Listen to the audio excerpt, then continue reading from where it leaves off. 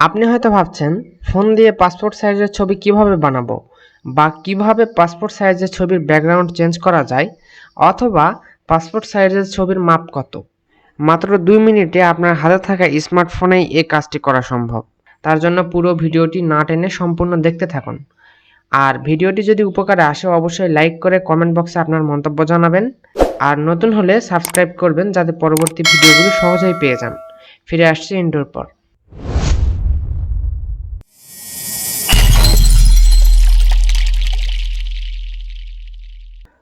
Alright, তো আমি এখন ফোনের স্ক্রিনে আছি। প্রথমে আমি প্লে স্টোরে যাব। তো প্লে স্টোরে গেলাম এবং এখানে সার্চ দিব যে ব্যাকগ্রাউন্ড রিমুভার যে অ্যাপটা ব্যবহার করব সেটি লিখে। তো প্লে স্টোরের সার্চ বারে আমি যদি লিখি Remove.bg তাহলে লক্ষ্য করুন একটি অ্যাপ আসবে। এই যে Remove.bg লেখার পরে উপরে যে অ্যাপটি শো করতেছে এখানে যদি আমি একটু ক্লিক দেই, এখানে ফুল নামটা আপনারা একটু পড়ে নিন যে ব্যাকগ্রাউন্ড রিমুভার Remove.bg। আপনারা চাইলে প্লে স্টোর থেকে এই অ্যাপটি নামিয়েও কাজ করতে পারবেন, প্লাস এটি একটি ওয়েবসাইটও আছে Remove.bg, সেই ওয়েবসাইট থেকেও কাজটি করতে পারবেন। তো আমি অ্যাপ নামিয়ে দেখাবো। তো অ্যাপে ক্লিক করলাম, অ্যাপটা ইনস্টল হচ্ছে এবং পরবর্তী যে অ্যাপটি দেখাবো সেটি হচ্ছে passport size photo maker app. এখন সার্চ দেব পাসপোর্ট সাইজ ফটো মেকার, এটি লিখে সার্চ দিলে উপরে যে অ্যাপটি শো করতেছে এখানে যদি আমি একটু ক্লিক দেই তাহলে লক্ষ্য করুন এই যে 1 মিলিয়ন ডাউনলোড এবং 15 MB সাইজের অ্যাপ, এই অ্যাপটিকে ইনস্টল করতে হবে। তো ইনস্টলে ক্লিক দিলাম, এটিও ইনস্টল হোক। ওকে, ডাউনলোডের পরে এখন ইনস্টল হচ্ছে। ওকে, ইনস্টল কমপ্লিট। তো আমি একটু মিডলে চাপ দিলাম। তো সর্বপ্রথম এখানে আমাদেরকে ব্যাকগ্রাউন্ড রিমুভ করে নিতে হবে ইমেজের। তার জন্য এখানে আমরা Remove.bg অ্যাপের মধ্যে ঢুকবো এবং এখান থেকে আমাদের ইমেজের ব্যাকগ্রাউন্ডটা রিমুভ করে নেব। ওকে, এরকম আসছে। তো আপলোড ইমেজে ক্লিক করলাম, দেন গ্যালারি চুজ করলাম, এখান থেকে জাস্ট একটি ইমেজ আপলোড করে দিলাম সিলেক্ট করে।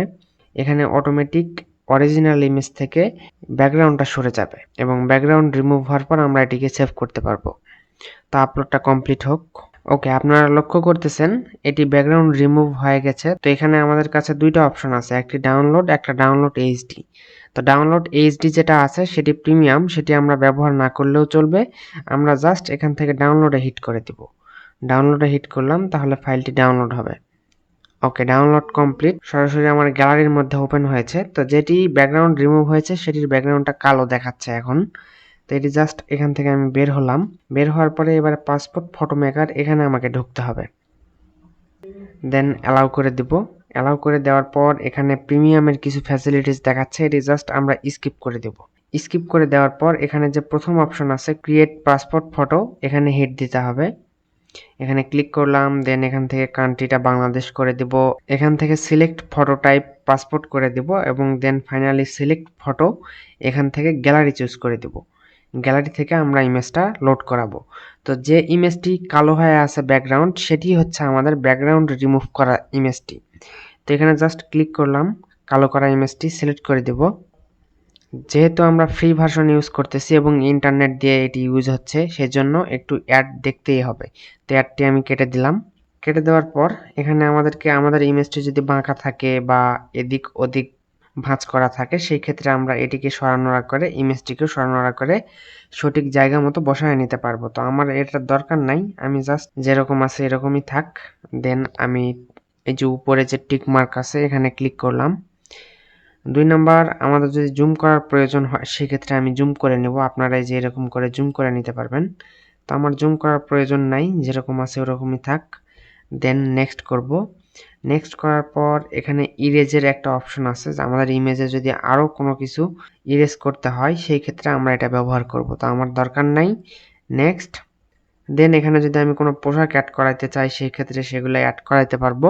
তো আমাদের যেহেতু এগুলোর দরকার নেই এজন্য আমি এটা ব্যবহার করব না, জাস্ট টিক মার্কে আবার ক্লিক করে দিলাম, পরবর্তী অপশন আসলো।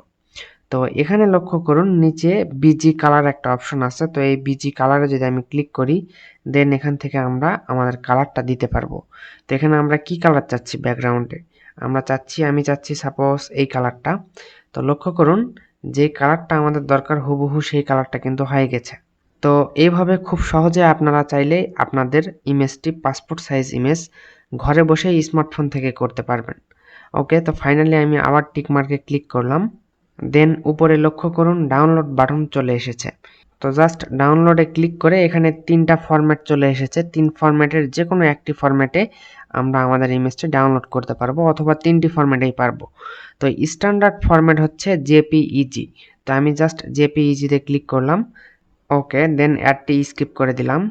এখন আমাদের এই ছবিটি ডাউনলোড হয়ে গেছে। তো আমি যদি এখান থেকে একটু ব্যাক যাই, যাওয়ার পর আমি যদি আমার গ্যালারিতে একটু প্রবেশ করি, তাহলে লক্ষ্য করতে পারবো আমি যে ইমেজটি এইমাত্র তৈরি করলাম পাসপোর্ট সাইজের, সেটি এখানে দেখাচ্ছে।